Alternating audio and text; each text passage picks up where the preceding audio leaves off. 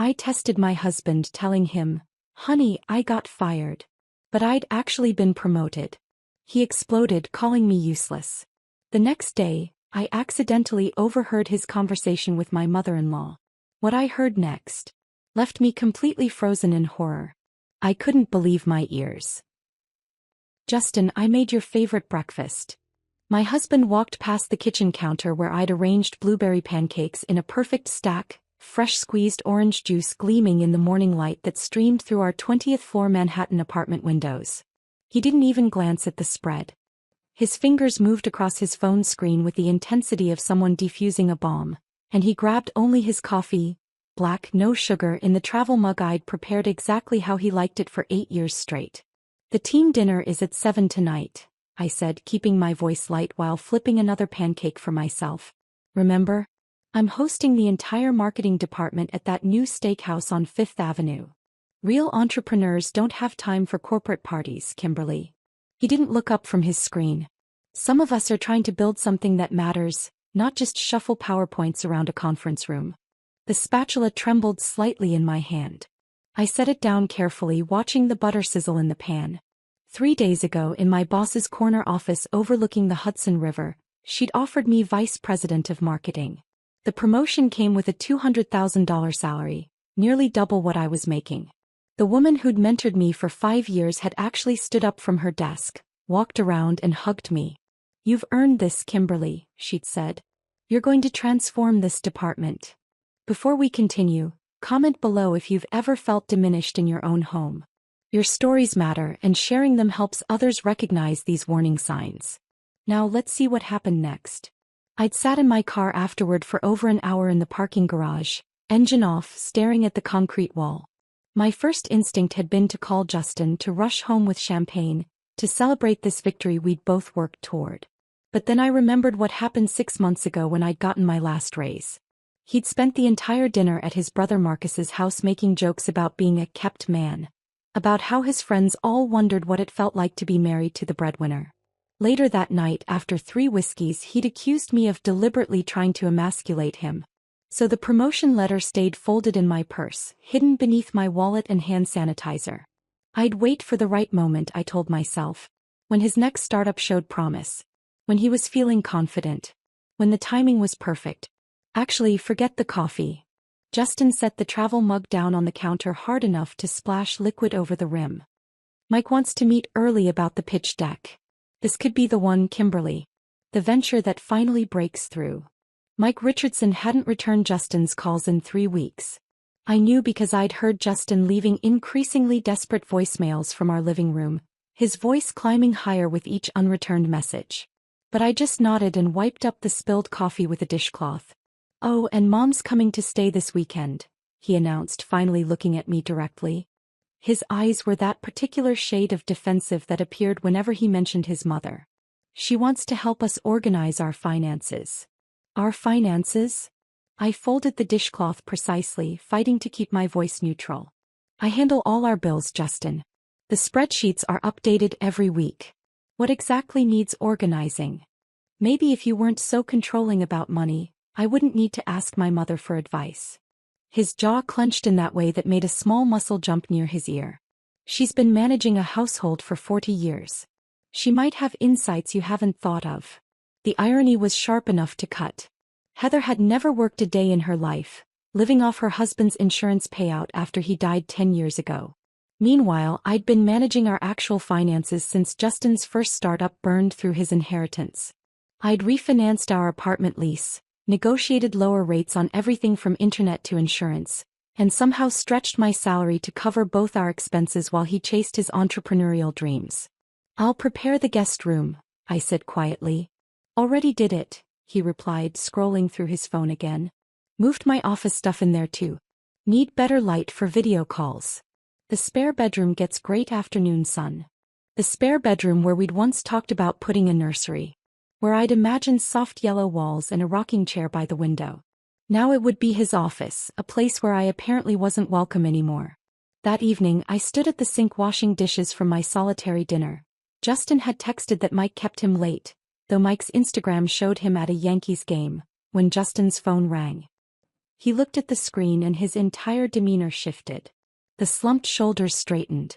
The permanent frown lines around his mouth smoothed. He actually smiled. "I need to take this," he said, already heading toward the balcony door.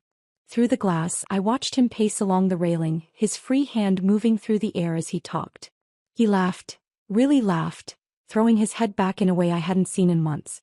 His whole body language was different, looser, younger somehow. Like the man I'd married had suddenly reappeared on that balcony, except this version wasn't talking to me. When he came back inside 15 minutes later, his face had already reset to its default expression of mild irritation. "Who was that?" I asked, drying a plate slowly. "Just Mike. Finally called back about tomorrow's meeting." He didn't meet my eyes, already walking toward the hallway. "Don't wait up. I need to review some documents." Mike had posted another Yankees photo 5 minutes ago, beer in hand, captioned, "Best seats in the house."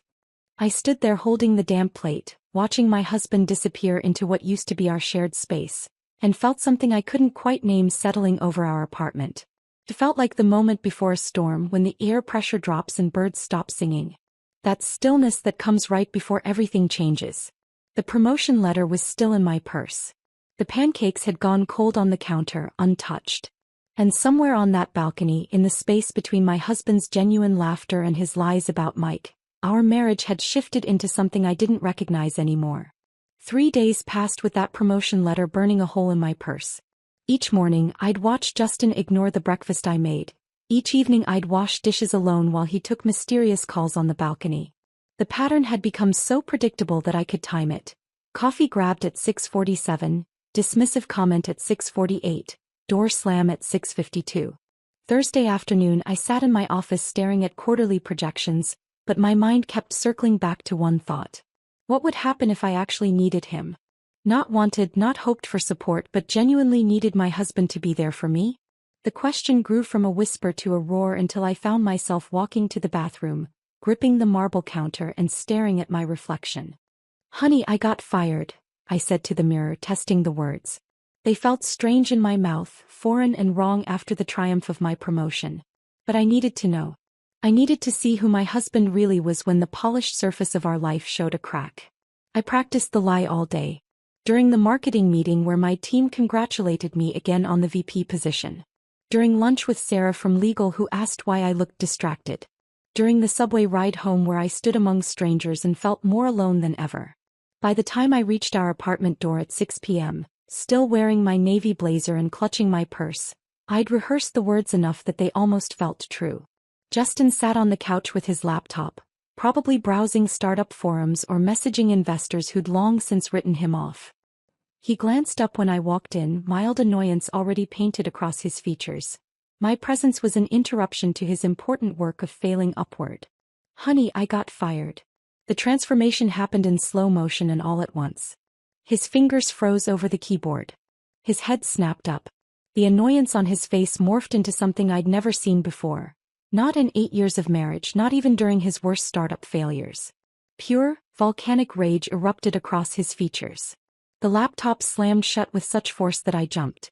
He stood up and suddenly the room felt smaller, suffocating. "Of course you got fired." The words exploded from him. "You're useless, Kimberly. Absolutely useless. You can't do anything right, never could." My hands started trembling. This wasn't the reaction I'd prepared for. Disappointment maybe. Stress certainly. But this venom, this satisfaction lurking beneath his anger. This was something else entirely.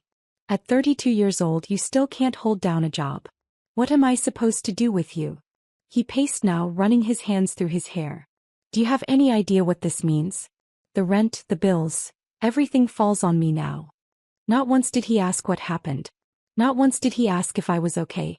Not a single question about whether it was layoffs, performance, restructuring. Nothing that showed even basic concern for the woman he'd promised to love and cherish. "I'm sorry," I managed to whisper, the words barely audible over the blood rushing in my ears. "Sorry doesn't pay rent, Kimberly. Sorry doesn't fix this disaster you've created." He grabbed his phone, already scrolling through contacts. "I need to call Mom. She needs to know about this immediately." I stumbled toward our bedroom, then veered into the marble bathroom, the one I'd paid to renovate last year with my bonus, selecting each tile, each fixture, creating a sanctuary that now felt like a bunker. I locked the door and sank to the cold floor, my back pressed against the solid wood, needing something stable to hold me upright. Through the thin walls, Justin's voice carried clearly. He was on the phone with Heather and his tone had shifted from rage to something worse. Triumph. "You were right, Mom, she finally screwed up." Pause. "No, fired completely. Today." Another pause. I know. You called it months ago." My stomach churned. They'd been discussing this, anticipating this, waiting for me to fail. But why? I paid most of our bills. I supported his dreams. I was about to double our income with my promotion. Why would my failure bring him satisfaction? "We'll figure out the apartment situation this weekend when you're here," he continued. "Yes, she's in the bathroom crying probably. Typical. Typical." As if I had a pattern of failure, when the only pattern in our marriage was my consistent support of his inconsistent dreams. The call ended and I heard his footsteps pause outside the bathroom door. For a moment I thought he might knock, might ask if I was okay, might remember that he was supposed to be my partner. Instead, the footsteps continued to the living room. The television turned on. Sports highlights, the volume deliberately loud. Hours passed. I finally emerged from the bathroom to find him stretched across the couch, a beer in hand, watching replays of basketball games. He didn't look up. "I'm going to bed," I said quietly. "Yeah, you should rest. You'll need energy to job hunt tomorrow." He took another sip of beer. "Don't expect me to support us for long, Kimberly. I'm not that kind of man." The kind who'd lived off my salary for 2 years apparently was different from the kind who'd support me for even a day. I lay in our bed, suddenly too large, too cold, staring at the ceiling. Somewhere in this apartment was the man who used to hold me when work stressed me out. The man who'd stroke my hair after difficult presentations, who'd whisper that everything would be okay, that we were a team. But that man felt like a character from a movie I'd watched once, someone I'd invented to avoid facing the truth about who I'd really married. Sleep wouldn't come. At 3 a.m. I made a decision that would have horrified me 6 months ago. Tomorrow I would spy on my husband. I pulled out my phone and composed an email to my assistant, using my new VP privileges for the first time in a way I'd never imagined. "Family emergency. I'll be out tomorrow but available by phone for urgent matters."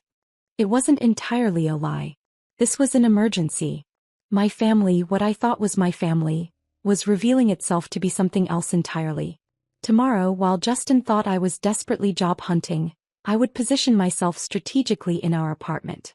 I would listen, watch, and discover what he and his mother were really planning. The decision should have felt wrong, like a betrayal of trust. Instead, it felt like survival.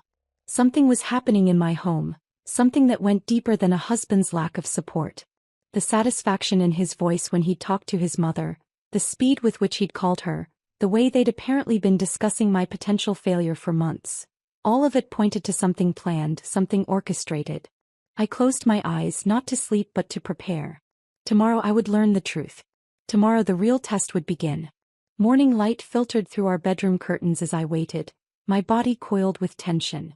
Justin had left for his fictional meeting with Mike at 9, and I'd positioned myself carefully in our apartment, ready to become someone I never thought I'd be, a spy in my own home. By 11:30 I'd already discovered things that made my skin crawl. His browser history showed apartment listings in neighborhoods I'd never heard him mention. His email drafts contained half-written resignation letters from committees we both served on, dated 3 weeks from now. Everything pointed to plans I knew nothing about, a future being carved out without me. At exactly noon his phone rang. Justin was on the balcony again, but this time I'd prepared.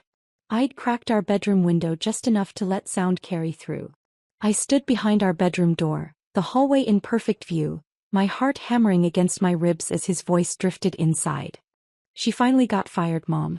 Just like you predicted." The satisfaction in his tone made bile rise in my throat. But the next words changed everything, shifted my entire world off its axis. "No, she has no idea about Emma." Pause. "The baby's due in 3 months. Emma. Baby. 3 months." My legs nearly gave out. I gripped the doorframe, forcing myself to stay silent, to keep listening even as my mind screamed. Who is Emma? What baby? 3 months meant 6 months pregnant, which meant this had been happening while I was planning our anniversary dinner, while I was defending him to my colleagues. while I was lying beside him every night believing we were building a life together. Once the apartment situation is sorted, Emma can finally move in properly. He's been patient, Mom. More patient than we had any right to expect. The front door opened 20 minutes later. I'd barely managed to compose myself to stop my hands from shaking when Heather's voice filled our entryway. She never knocked anymore, just used the spare key Justin had given her without asking me. "Justin, darling, I brought everything from the lawyer." I watched through the crack in our bedroom door as she swept into our living room, a manila envelope tucked under her arm like a weapon. She moved with the confidence of someone executing a military operation, each step deliberate and planned.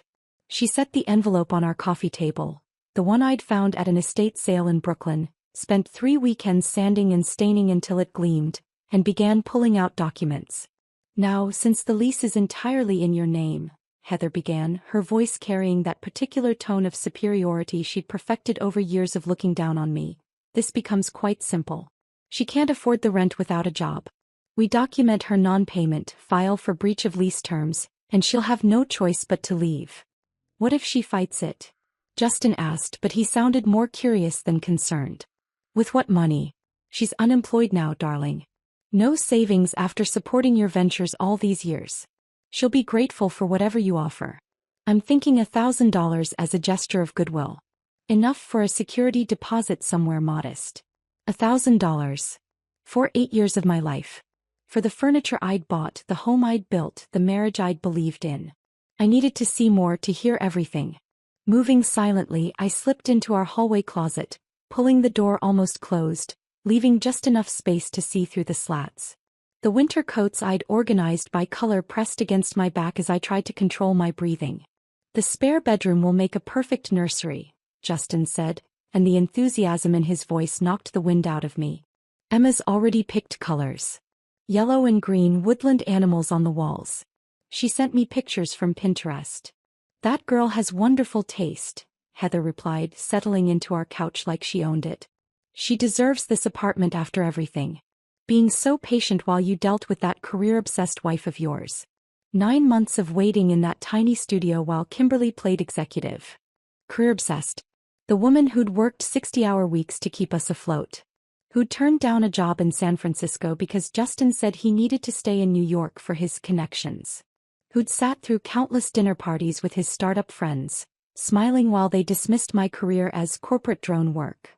Emma understands what really matters," Heather continued. "Family. Supporting her man. Not this constant competition about who earns more or whose name is on what document. She's already planning where everything will go," Justin said, pulling out his phone to show his mother something. "The crib here, changing table by the window. She wants one of those glider chairs for nursing." Nursing. Baby. Justin's baby. With someone named Emma who'd been waiting in a studio apartment I'd unknowingly been financing while paying our rent. "There is one complication," Heather said, lowering her voice slightly. "Emma's divorce isn't finalized yet. That'll be done by the time the baby comes," Justin waved his hand dismissively. "Her husband's been out of the picture for over a year. He's not contesting anything." The casual cruelty of it stole my breath. Emma was still married. Justin was still married. They were both having an affair while legally bound to other people, planning to play house in the apartment where I'd hung our wedding photos, where I'd cooked thousands of meals, where I'd foolishly believed I was building something permanent. "You know what's really funny?" Justin said, and then he actually laughed, a sound that would haunt me for months. "Kimberly always prided herself on being so ethical, so honest.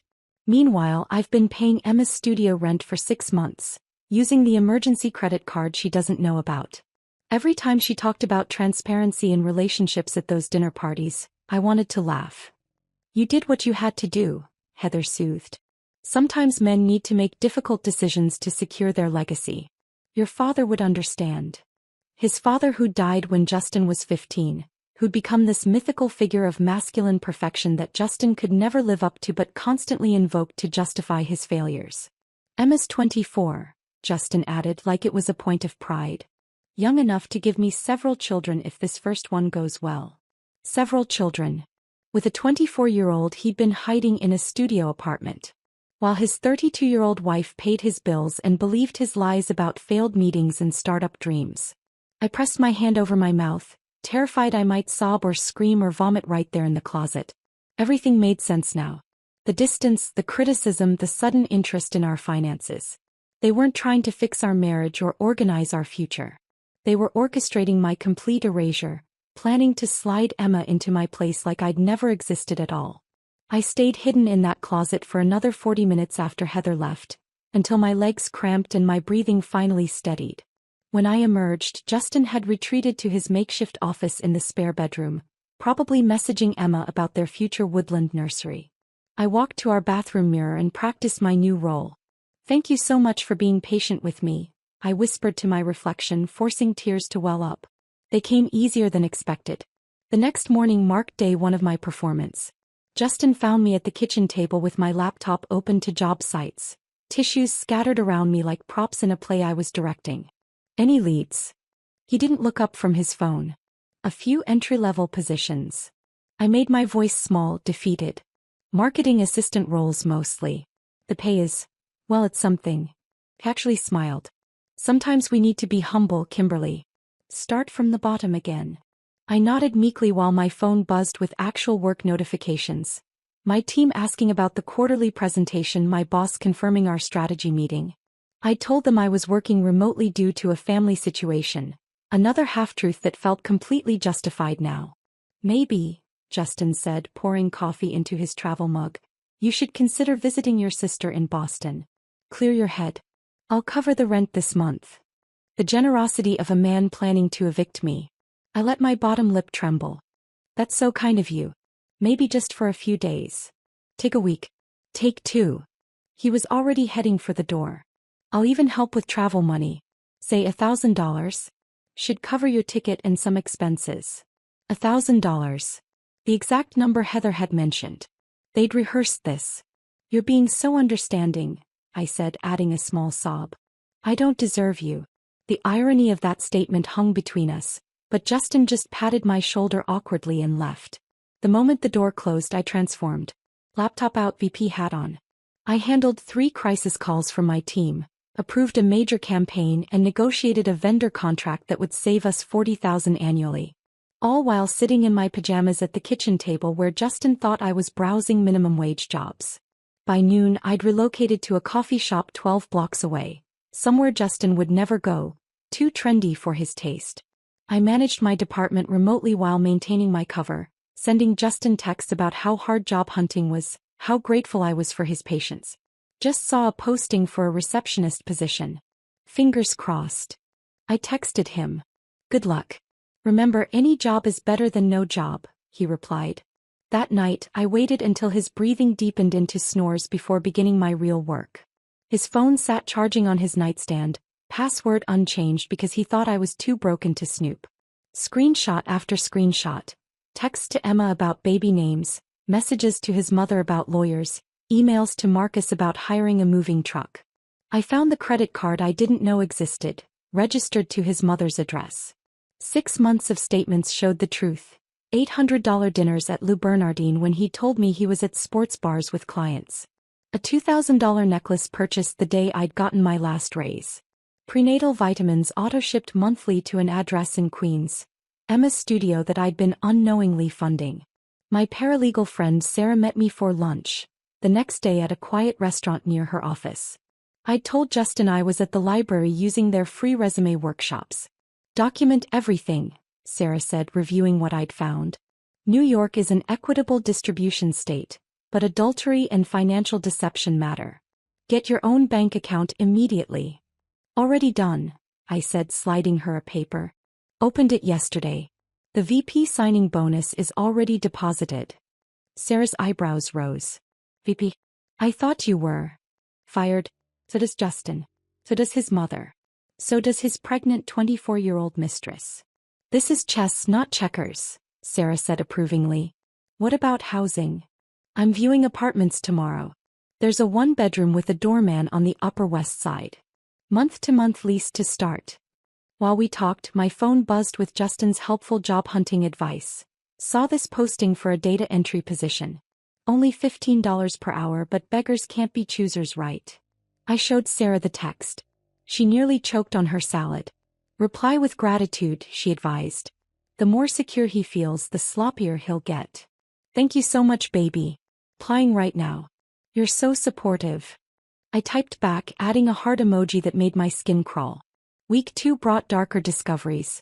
In Justin's email drafts, I found a message to Marcus from 3 weeks ago. Jennifer did amazing with the shower. Emma was glowing. Can't wait for you to meet your nephew properly. Jennifer, who'd had lunch with me last month and asked if Justin and I were planning kids soon. Jennifer, who'd hugged me at Thanksgiving and called me sister. The entire family had been celebrating my replacement while breaking bread at my table. Marcus had replied, happy to help with the move when it's time. Storage unit or straight to donation.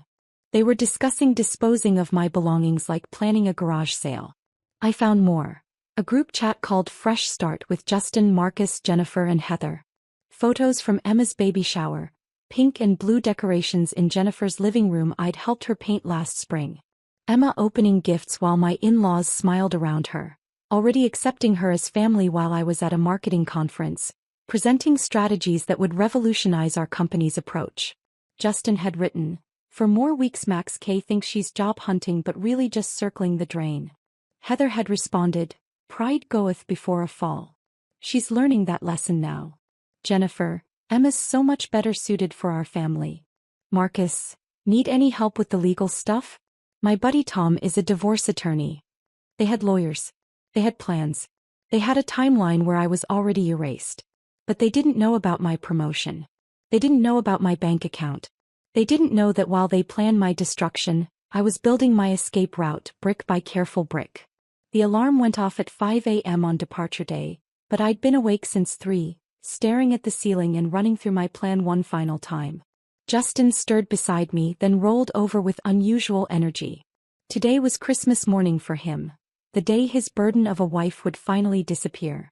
I moved through our apartment with theatrical purpose, dragging my 2 largest suitcases from the closet, making sure the wheels scraped loudly against the hardwood floors.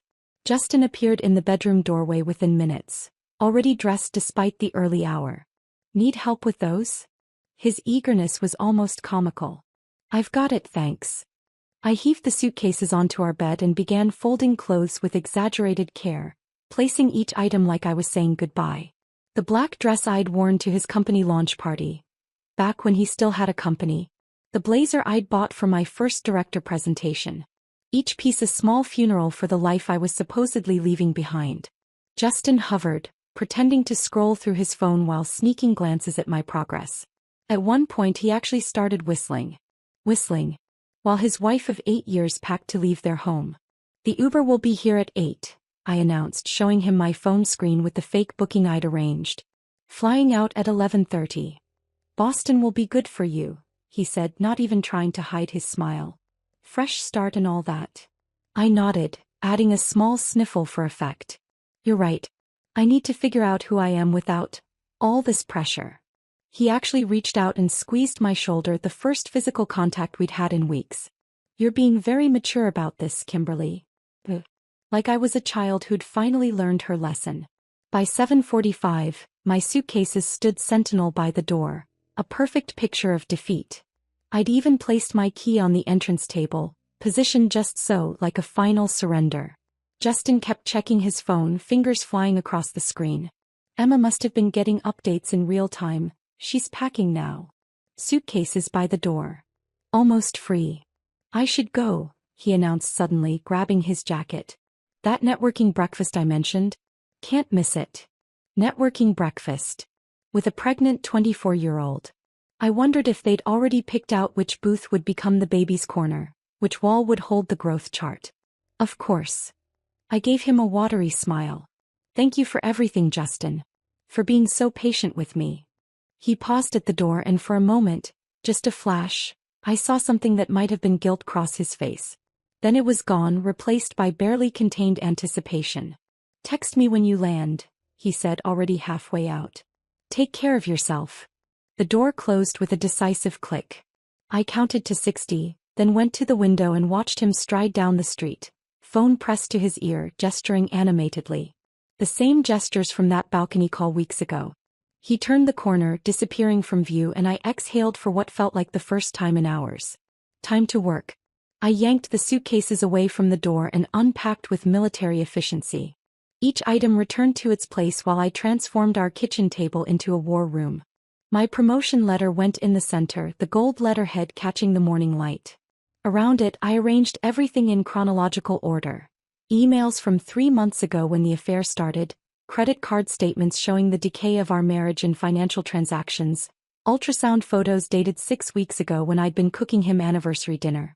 My laptop took position at the head of the table, screen open to the recording app where 43 files waited like soldiers. Each one time-stamped, labeled, ready to deploy.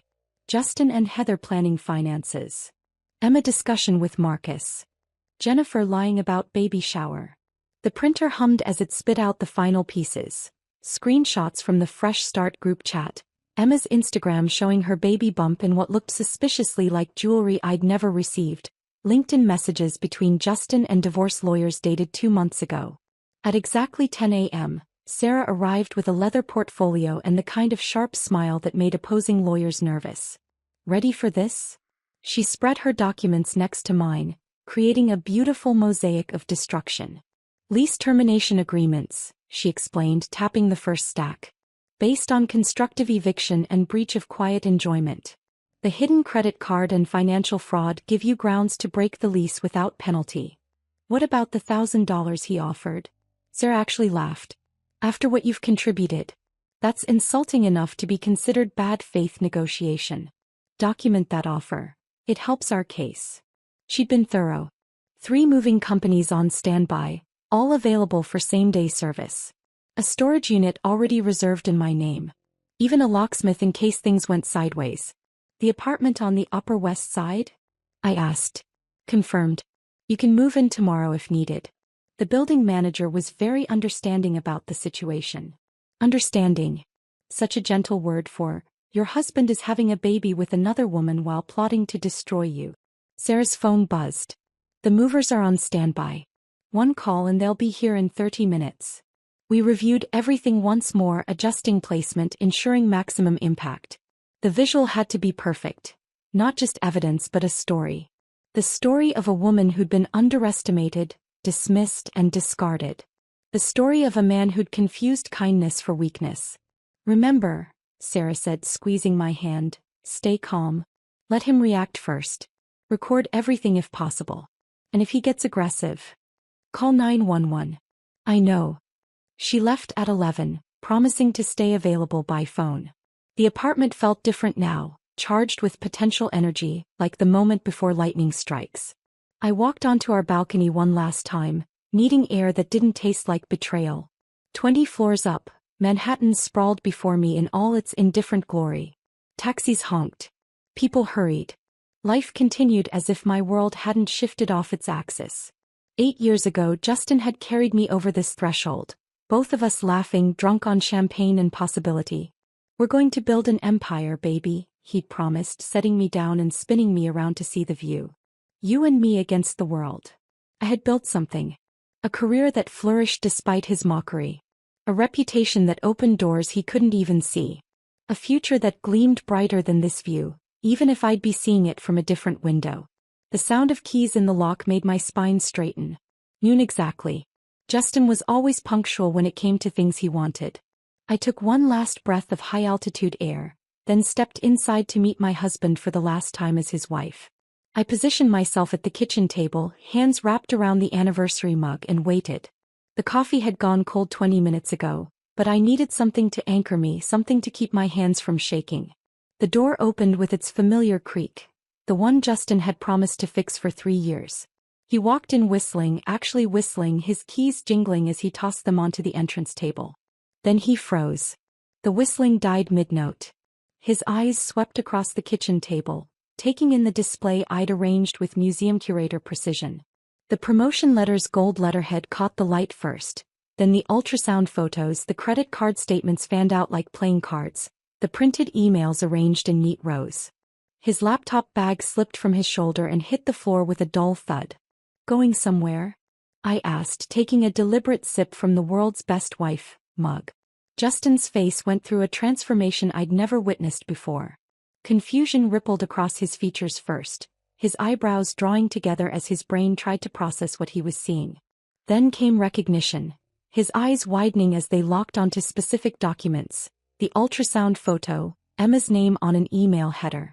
Finally, terror settled over his features like a mask, draining the color from his skin until he looked gray in the afternoon light. His mouth opened, closed, opened again. No sound emerged. "Sit down, Justin." My voice came out steadier than I'd expected, each word carved from ice. "We have a lot to discuss." He didn't move. Couldn't move. His hand gripped the doorframe like it was the only thing keeping him upright. "Emma's baby is due in 3 months. I began, my tone conversational like I was discussing the weather. "Though I'm curious, does she know you've been calling it, our baby, in text to your mother? Or that you've been planning to adopt Mark's name for a boy?" His legs buckled. He caught himself on the kitchen counter, knuckles white against the granite I'd selected 2 years ago. "You went through our shared cloud storage." "Yes. Amazing what you can find when your husband forgets he gave you the password. Like this credit card, for instance." I held up the statement. "The one registered to your mother's address. $8,000 in charges over 6 months. Jewelry for Emma. Prenatal vitamins. That lovely dinner at Lou Bernardine when you told me you were at a sports bar with Mike." Each word landed like a physical blow. Actually swayed.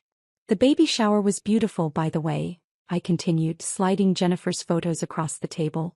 "Your sister-in-law has quite the eye for decoration. Pink and blue balloons, that gorgeous cake. Emma looked radiant in the dress you bought her. The one from Saks, according to this receipt." "Kimberly, let me explain." "Explain what?" "How you've been paying her rent while I covered ours. How your entire family has been planning my removal like some kind of corporate restructuring. How you called me useless and pathetic to your mother while planning to steal the home I've paid for. You're being paranoid. You're taking things out of context." "Am I?" I pulled out my phone, swiped to the recording app. "Let's listen to some context, shall we?" His voice filled the kitchen, crystal clear through my phone speaker. "She finally got fired, Mom. Just like you predicted." Then Heather's response: "She'll be grateful for whatever you offer. Maybe $1,000 to start over." Justin again. "Emma deserves this apartment after being so patient while I dealt with that career-obsessed wife of mine." I played another file. Another. His plans to claim abandonment. His jokes about my ethics while committing fraud. His laugh when discussing how he'd been living a double life. With each recording, Justin seemed to shrink, his body folding in on itself. The confident man who'd walked in 5 minutes ago had evaporated, leaving behind someone I'd never seen before. Small, exposed, caught. "New York is a one-party consent state," I said, setting down my phone. "Every conversation, every plan, every cruel word. All legally recorded. All admissible.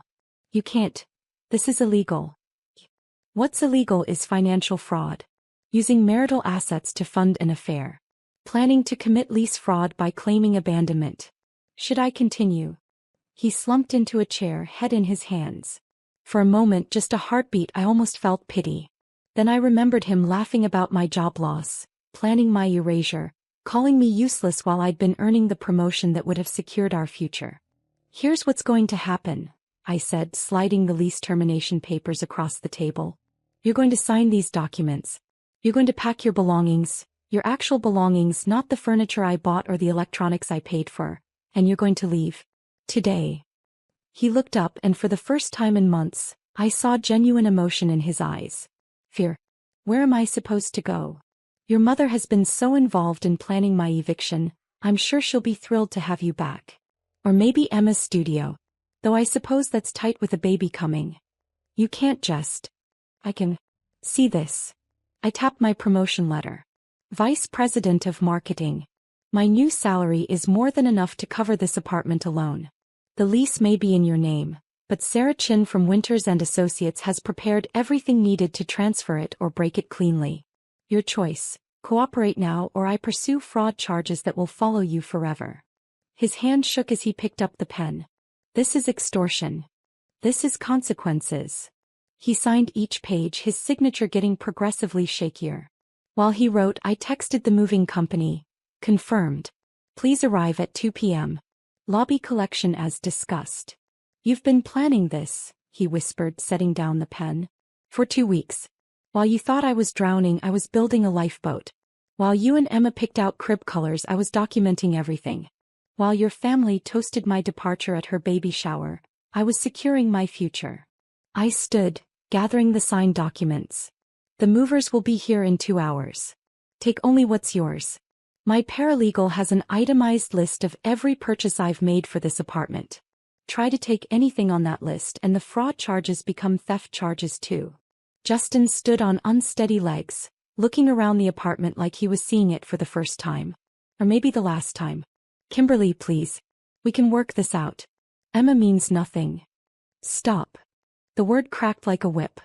Emma means so little that you fathered a child with her? Planned a future with her? Don't insult what's left of my intelligence. He stumbled toward the bedroom and I heard drawers opening, the sound of hasty packing. I sat back down at the table, my hands finally steady, and picked up my phone to text Sarah. Documents signed. Proceeding as planned. Her response was immediate, standing by. You're doing amazing. Amazing. I didn't feel amazing. I felt hollow, like someone had scooped out my insides and left only the shell. But I was standing.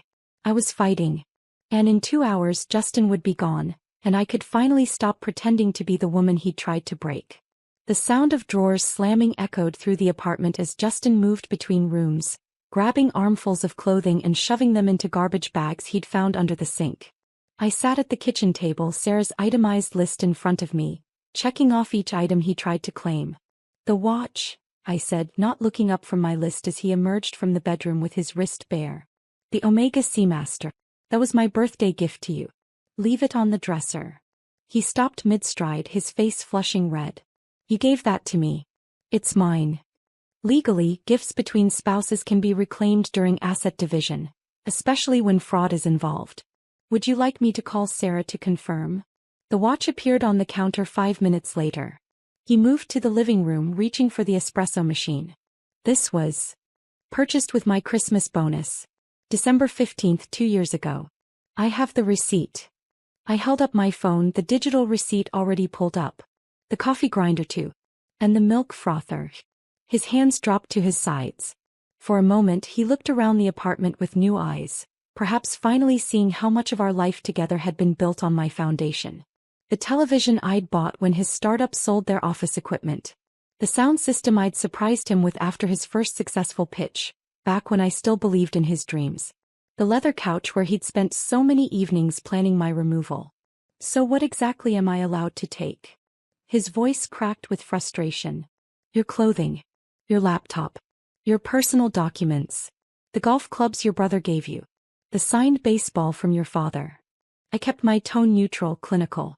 Everything you brought into this marriage or received from your family. Nothing we built together. Nothing I built for us. He grabbed a box and headed for his makeshift office, muttering under his breath. I heard him on the phone, his voice urgent and panicked. Mom, you need to come. No. She's lost it. She's taking everything. 20 minutes later the intercom buzzed. The doorman's voice crackled through. Mrs. Carter, there's a Heather Martin here to see you. Should I send her up? Yes, thank you, Roberto. I positioned myself by the door, phone in hand, recording app ready. The elevator chimed, and Heather burst into the hallway like an avenging angel in designer clothing. Her face was flushed, her carefully styled hair slightly disheveled from what must have been a frantic taxi ride. How dare you, she hissed before she'd even fully entered the apartment. How dare you ambush my son like this? You manipulative little. Heather. I held up my phone, showing her the recording screen. Before you continue, you should know I'm documenting this interaction. Please come in. We have so much to discuss. She paused, eyes narrowing, then swept into the apartment with the confidence of someone who'd never faced real consequences. You think you're clever? You think you can steal my son's home with your little recordings and papers? I said calmly, pulling up a specific file on my phone, you should listen to this before making any more threats. Her own voice filled the room. That Kimberly was never good enough for our family. Too ambitious. Too independent. Real women know their place. Then, she'll be grateful for whatever you offer. Maybe $1,000 to start over. And finally, Emma deserves this apartment after being so patient while you dealt with that career-obsessed wife of yours. The color drained from Heather's face as she recognized her words, heard the casual cruelty in her own voice. Her mouth opened and closed but no sound emerged. I have hours of these conversations, I continued. You and Justin planning my removal. Discussing my replacement. Calling me not a real woman because I have a career. Would you like me to send these to your country club? Your church group? That charity board you sit on? You wouldn't dare. Try me.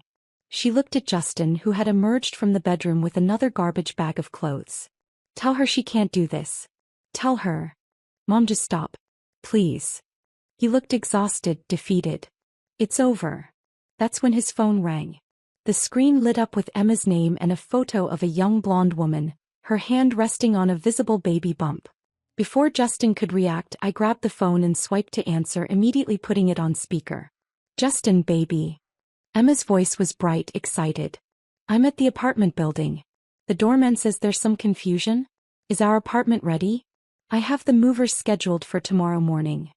The silence in the room was deafening. Justin reached for the phone, but I stepped back, holding it between us like evidence in a courtroom. Emma. I said clearly.